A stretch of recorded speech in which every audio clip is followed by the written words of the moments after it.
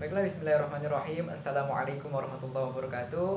Baiklah teman-teman semuanya, dimanapun Anda berada, saya berharap semoga teman-teman semuanya selalu dalam keadaan sehat, bahagia, dan selalu dihindarkan dari segala macam mara bahaya. Amin. Baiklah teman-teman semuanya, pada video saya kali ini saya akan menjabarkan atau menjelaskan beberapa macam teknik dan teori dalam bimbingan dan konseling, baik itu umum atau dalam Islam. Baiklah, jadi video saya kali ini saya buat untuk menyelesaikan tugas dari mata kuliah Metodologi Penelitian Kualitatif yang diampu oleh Bapak Charis Rizky Pradana, Esos IMPD. Nah, baiklah teman-teman semuanya. Jadi, dalam bimbingan dan konseling, baik itu umum maupun Islam, itu terdapat 12 macam teori dan teknik. Itu berdasarkan dari referensi yang saya baca, yakni dari materi Kapita Selekta tahun 2019. Nah, jika teman-teman semuanya ingin untuk membaca atau mempelajari lebih dalam tentang 12 teori ini, teman-teman semuanya bisa mendownload pada link yang telah saya cantumkan di deskripsi video ini. Nah, jadi kegunaan dari teori dan teknik ini adalah sebagai kunci utama kesuksesan dari seorang konselor dalam memberikan layanan kepada konselinya. Jadi, teori dan teknik ini nantinya akan diterapkan dalam proses konseling untuk membantu menyelesaikan permasalahan dari seorang klien atau konseli. Jadi, saya berharap semoga teman-teman semuanya bisa menonton video ini dan memahaminya agar teman-teman semuanya bisa mendapatkan sedikit ilmu tambahan dari apa yang saya jelaskan. Oke, baik teman-teman semuanya, untuk teori yang pertama yakni ada teori psikoanalisis. Nah, teori psikoanalisis ini pertama kali dikemukakan oleh seorang tokoh terkenal dari kota Wina, Austria, tepatnya pada tahun 1896. Beliau ini bernama Sigmund Freud. Nah, Sigmund Freud ini dalam teori psikoanalisis ini, beliau beranggapan bahwasanya manusia itu dalam kejiwaannya atau struktur kepribadiannya itu sangat dipengaruhi oleh bagaimana keadaan alam bawah sadarnya. Nah, jadi alam bawah sadar itu menjadi peran penting gitu, menjadi kunci utama terbentuknya kepribadian dalam diri manusia. Nah, kemudian Sigmund Freud ini membagi struktur kejiwaan atau kepribadian manusia itu kepada 3 aspek, yakni yang pertama alam sadar atau conscious, yang kedua ada prasadar, alam prasadar atau preconscious, dan yang terakhir yang ketiga adalah alam bawah sadar atau unconscious. Nah, kemudian bukan hanya itu saja, selang beberapa tahun kemudian Sigmund Freud juga mengemukakan 3 model kepribadian manusia. Yang pertama yaitu ada id, yang kedua ego, dan yang ketiga superego. Dan mungkin yang teman-teman semua sering pelajari adalah yang id, ego, dan superego ini. Nah, kemudian apa sih sebenarnya tujuan dari konseling menggunakan teori psikologis ini? Tujuannya adalah untuk membentuk kembali struktur kepribadian atau kejiwaan manusia yang bermasalah dengan cara merekonstruksi, membahas, menganalisis, atau dengan menafsirkan bagaimana keadaan-keadaan atau fenomena-fenomena masa lalu yang dialami oleh pribadi atau konseli tersebut pada masa lalunya yang terdapat dalam dalam alam bawah sadarnya. Nah, itu untuk tujuannya. Kemudian untuk teknik-tekniknya dalam teori psikoanalisis ini itu terbagi menjadi 5 teknik. Yang pertama yaitu ada asosiasi bebas, yang kedua ada interpretasi, yang ketiga ada tafsir mimpi, yang keempat ada interpretasi referensi, dan yang kelima ada interpretasi resistensi. Nah, di sini yang saya akan jelaskan adalah teknik yang paling utama yakni asosiasi bebas. Nah, dalam teknik asosiasi bebas ini seorang konselor menerapkan teknik asosiasi bebas ini dengan cara memberikan kesempatan bagi konselinya untuk menghilangkan semua pikiran-pikiran yang membuatnya menjadi bermasalah atau pusing atau depresi. Nah, kemudian klien ini disuruh juga untuk mengatakan apapun yang terlintas dalam pikirannya itu secara cepat. Nah, begitu terus dilakukan sampai nanti konselor ini merasa puas dengan apa semua pikiran-pikiran, perasaan-perasaan yang telah ia pendam sejak dulu, kemudian dikeluarkan semuanya. Nah, itu termasuk salah satu dari teknik dari teori psikoanalisis. Oke, baik teman-teman semuanya, kita lanjut ke teori yang kedua, yakni teori individual psikologi atau psikologi individual. Nah, teori ini pertama kali diperkenalkan oleh seorang tokoh yang bernama Alfred Adler pada tahun 1911. Nah, teori ini juga sering dikenal sebagai teori Adlerian Counseling karena pengemuka dari teori ini bernama Alfred Adler. Nah, kemudian Alfred Adler juga dalam teori ini mengemukakan bahwasanya kejiwaan manusia itu sangat dipengaruhi oleh keadaan lingkungan sosialnya. Jadi antara kejiwaan manusia dan lingkungan sosialnya itu adalah satu kesatuan yang tidak dapat dipisahkan gitu. Akan memberikan pengaruh dan dampak pada masing-masingnya. Seperti itu. Nah, kemudian lanjut Alfred Adler juga berasumsi bahwasanya semua perilaku manusia itu tidak sepenuhnya dikendalikan oleh kebutuhan dalam diri manusia itu, tetapi dipengaruhi juga oleh rasa tanggung jawab terhadap keadaan sosialnya dan juga untuk mencapai sebuah keberhasilan atau mencapai superior gitu. Nah, kemudian apa sih tujuan dari menggunakan teori ini untuk konseling? Tujuannya adalah untuk mengubah konsep pada diri seseorang. Nah, berdasarkan dari masalah-masalah yang sering terjadi pada diri seseorang, yakni manusia sering beranggapan bahwasanya dirinya itu penuh dengan kekurangan, selalu berpikiran negatif tentang dirinya. Nah, itulah yang menjadi tujuan dari konseling menggunakan teori ini, yakni mengubah konsep negatif dalam diri seseorang. Sehingga seseorang tersebut atau individu atau konseli itu dapat merubah konsep dirinya menjadi lebih baik dan bisa mencapai superior yang dia inginkan. Nah, kemudian dalam teori ini terdapat dua teknik konseling. Yang pertama yaitu ada teori teknik komparatif dan yang kedua ada teknik analisis mimpi. Nah, di sini saya akan menjelaskan tentang teknik komparatif. Nah, dalam teknik ini konselor berusaha untuk membayangkan atau merasakan bahwasanya dirinya itu merasakan hal yang sama dengan apa yang dirasakan oleh konselinya. Jadi dengan itu konselor dapat memberikan arahan untuk memperbaiki gaya hidup dari konselinya gitu. Dari juga memperbaiki pemikiran dari konselinya tersebut. Karena di sini ada komparatif perbandingan. Jadi bagaimana keadaan yang dirasakan oleh konseli itu dirasakan juga oleh konselor, sehingga konselor ini bisa mengetahui mana hal-hal yang perlu diperbaiki dalam diri atau konsep konselinya, seperti itu. Nah, mungkin itu. Baik teman-teman semuanya, kita lanjut ke teori yang ketiga, yakni teori eksistensial humanistik. Nah, teori ini dikembangkan oleh banyak tokoh, namun tokoh yang paling terkenal karena jasanya yang sangat besar untuk mengantarkan teori ini sampai bisa diaplikasikan dalam dunia pendidikan adalah tokoh yang bernama Carl Rogers.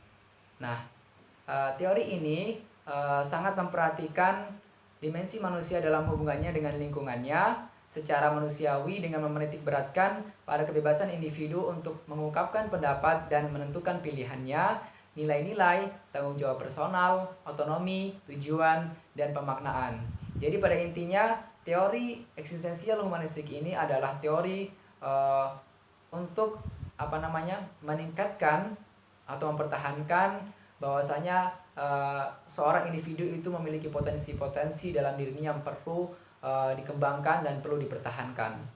Nah, kemudian teori ini juga berasumsi bahwasanya manusia dipandang sebagai makhluk yang unik, memiliki cinta, kreativitas, nilai, dan makna serta pertumbuhan pribadi. Nah, untuk tujuannya sendiri, teori ini dalam konseling adalah untuk mengoptimalkan kesadaran individu akan keberadaannya dan menerima keadaan menurut apa adanya, kemudian memperbaiki dan mengubah sikap, persepsi, cara berpikirnya, keyakinan, serta pandangan-pandangan individu. Nah, kemudian untuk menghilangkan hambatan-hambatan yang dirasakan dan dihayati oleh individu dalam proses aktualisasi dirinya. Dan yang terakhir yaitu untuk membantu individu dalam menemukan pilihan-pilihan bebas yang mungkin dapat dijangkau menurut kondisi dirinya. Nah, di sini untuk tekniknya sendiri dalam eksistensial humanistik ini itu terbagi menjadi banyak teknik ya. Namun di sini saya akan sebutkan. Jadi teknik-tekniknya adalah dengan penerimaan, rasa hormat, memahami, menenteramkan, memberi dorongan, pertanyaan terbatas, memantulkan pertanyaan dan perasaan klien, kemudian menunjukkan sikap yang mencerminkan ikut merasakan apa yang dirasakan klien, dan bersikap mengizinkan untuk apa saja yang bermakna dalam diri klien. Nah, pada intinya untuk tekniknya sendiri dalam teori humanistik ini, eksistensial humanistik ini tidak ada teknik yang spesifik. Namun di sini dijelaskan tentang bagaimana sikap konselor ketika menggunakan teori ini dalam menghadapi kliennya. Seperti tadi saya jelaskan, ada yang penerimaan, kemudian rasa hormat, memahami, dan menenteramkan. Semuanya teknik ini dilakukan untuk membuat klien ini menjadi merasa dan menyadari bahwasanya dia memiliki potensi untuk ia kembangkan. Seperti itu. Lalu teman-teman semuanya, kita lanjut ke teori yang keempat, yakni teori person-centered. Nah, teori ini dikemukakan oleh seorang psikolog juga yang bernama Rogers pada tahun 1957. Nah, teori ini memandang klien sebagai partner dan perlu adanya keserasian pengalaman baik pada klien maupun konselor, dan keduanya perlu mengemukakan pengalamannya pada saat hubungan konseling berlangsung. Nah, jadi dalam teori ini harus adanya interaksi yang kuat antara konselor dan kliennya, seperti itu. Dengan cara bercerita tentang pengalamannya, kemudian bagaimana perasaannya. Intinya harus ada interaksi yang kuat sampai perasaan antara keduanya, antara konseli dan klien konselornya menjadi seperti partner atau teman dekat, seperti itu. Kemudian di sini tujuannya dari teori ini adalah yang pertama yaitu memberi kesempatan dan kebebasan klien untuk mengekspresikan perasaan-perasaannya, berkembang dan terrealisasi potensinya. Kemudian yang kedua, membantu individu untuk sanggup berdiri sendiri dalam mengadakan integrasi dalam lingkungannya, dan bukan pada penyembuhan tingkah laku itu sendiri. Nah, kemudian yang terakhir, yang ketiga, yaitu untuk membantu individu dalam mengadakan perubahan dan pertumbuhan. Sangat banyak sekali ya ininya tujuannya. Kemudian untuk tekniknya sendiri dalam teori person-centered ini itu terbagi menjadi 3, yakni teknik non-direktif yang pertama, dan yang kedua ada teknik reflektif, dan yang ketiga adalah teknik eksperiensial. Nah, untuk teknik yang pertama, yakni yang akan saya jelaskan adalah teknik non-direktif. Nah, di sini dalam teknik ini menekankan pada penciptaan iklim permisif dan non-interferentif. Atau di sini menekankan pada penerimaan dan klarifikasi menjadi teknik-teknik yang utama. Dan di sini melalui teknik ini klien akan mencapai pemahaman atas dirinya sendiri dan atas situasi kehidupannya. Nah, di sini saya ambil contoh, semisal di sini konselor dapat berupaya untuk memberikan pemahaman, ya kan, tentang bagaimana permasalahan yang klien hadapi sehingga kliennya bisa menerima permasalahannya. Kemudian di sini konselor juga bisa mengklarifikasi apakah permasalahan yang dihadapi konseli ini sudah benar-benar mengganggu dalam diri klien tersebut gitu. Dan pastinya di sini juga konselor harus memberikan pemahaman bahwasanya klien ini bisa menyelesaikan masalahnya. Oke, baiklah teman-teman semuanya, kita lanjut ke teori yang kelima, yakni teori Gestalt. Nah, teori ini dikemukakan oleh seorang tokoh yang bernama Frederick Perls. Nah, beliau berasumsi bahwasanya dalam teori ini bahwasanya individu-individu harus menemukan jalan hidupnya sendiri dan menerima tanggung jawab pribadi jika mereka berharap mencapai kematangan. Nah, dalam teori ini sendiri juga berasumsi bahwasanya individu-individu itu harus mampu menangani sendiri masalah-masalahnya dalam hidupnya secara efektif. Nah, di sini tugas utama sebagai seorang konselor atau terapis adalah membantu klien agar mengalami sepenuhnya keberadaan di sini dan sekarang. Maksudnya adalah memahami bagaimana keadaan dirinya saat ini gitu pada diri konselinya, seperti itu. Kemudian tujuannya juga agar para konseli membuat penafsiran tentang dirinya sendiri, menciptakan pernyataan-pernyataan sendiri, dan menemukan makna-makna sendiri terhadap masalah-masalahnya. Nah, pada akhirnya klien didorong untuk langsung mengalami perjuangan dalam dirinya terhadap urusan yang tak selesai di masa lampau. Nah, itu jadi di sini dalam teori Gestalt ini konselor atau terapis itu membangun kesadaran diri dalam kepribadian konseli dengan cara melakukan latihan-latihan seperti itu, latihan-latihan yang dapat membangun kesadaran diri dalam kepribadian konseli tersebut, seperti itu. Nah, kemudian dalam tujuan dari teori Gestalt ini dalam konseling adalah untuk meraih kesadaran terhadap apa yang dialami oleh klien atau konseli, dan kemudian konseli tersebut bertanggung jawab terhadap apa yang dirasakan, dipikirkan, dan dikerjakannya. Nah, itu kan pada intinya teori Gestalt ini adalah teori untuk membentuk kembali kesadaran dalam diri klien, seperti itu. Nah, kemudian untuk teknik dalam teori ini terbagi menjadi banyak teknik. Yang pertama yaitu teknik permainan dialog, yang kedua berkeliling, yang ketiga bermain proyeksi, yang keempat teknik pembalikan, yang kelima permainan ulang, yang keenam permainan melebih-lebihkan, yang ketujuh permainan tetap dengan perasaan, dan yang kedelapan adalah kerja mimpi, seperti itu. Nah, di sini saya akan mencoba menjelaskan tentang satu teknik dalam teori ini, yakni teori yang pertama tadi, permainan dialog. Nah, di sini dalam permainan dialog ini konselor berupaya untuk membentuk kesadaran dari konselinya, yakni dengan cara konselinya disuruh untuk bermain dialog. Maksudnya dirinya sendiri ini berbicara namun dengan dengan pemikiran yang berbeda, dengan konsep yang berbeda. Jadi di sini konseli disuruh untuk menjadi dua kepribadian, menjadi kepribadian yang lemah dan yang kuat. Nah, dari dialog ini nanti konseli akan mencapai titik kesadarannya gitu. Jadi semisal diri konseli ini mengalami permasalahan dengan kepribadiannya yang lemah gitu, jadi dia nanti disuruh untuk bermain dialog, dia disuruh untuk bagaimana dia mengutarakan pendapatnya jika dia menjadi orang yang berkepribadian kuat seperti itu. Jadi dari situ nanti konseling bisa mencapai kesadaran dirinya. Dia bisa merasakan oh seperti ini loh, menjadi orang yang mulai memiliki kepribadian yang kuat.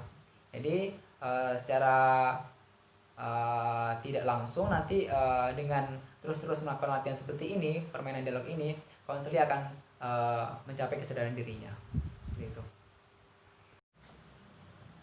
Baik teman-teman semuanya, kita telah sampai kepada pembahasan yang terakhir, yakni teori yang ke-12. Nah, teori ini adalah teori singkat berfokus solusi, atau dalam bahasa Inggrisnya itu disebut Solution Focused Brief Therapy, atau bisa disingkat SFBT.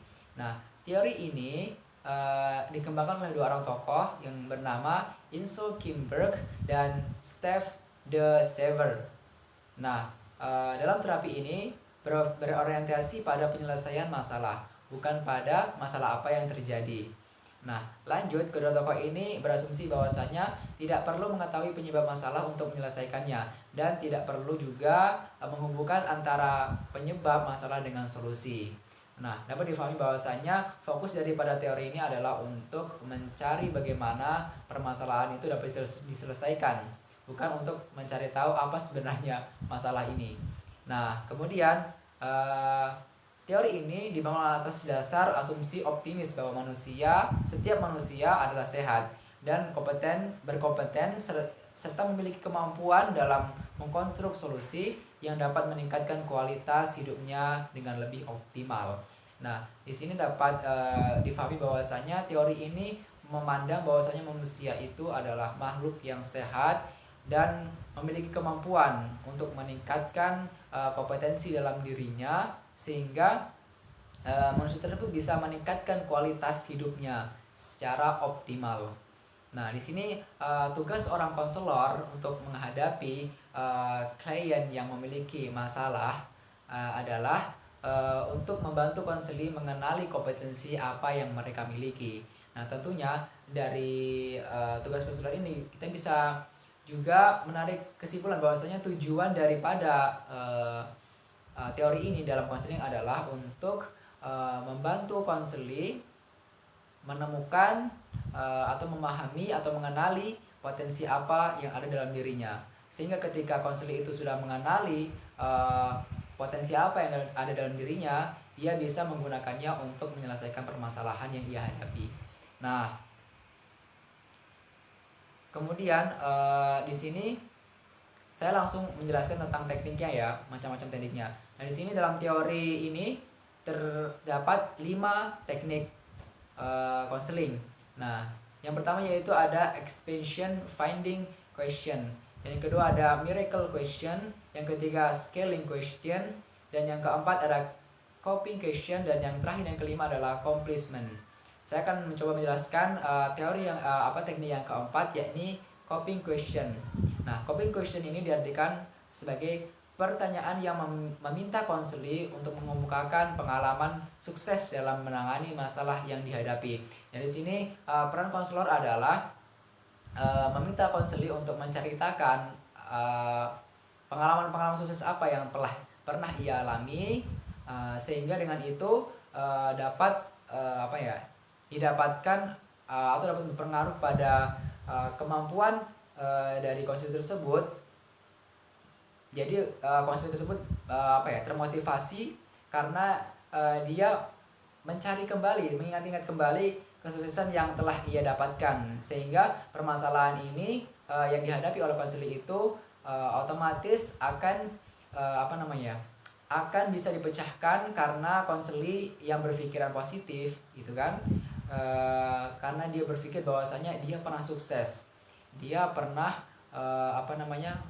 mengalami suatu kebahagiaan, dan tentunya pasti permasalahan yang ia hadapi saat ini bisa diselesaikan, dan akhirnya dia akan bisa mendapatkan kebahagiaan itu kembali. Makanya di sini konselor berperan untuk mengingatkan pengalaman khusus apa yang dialami oleh konseling. Nah, seperti itu.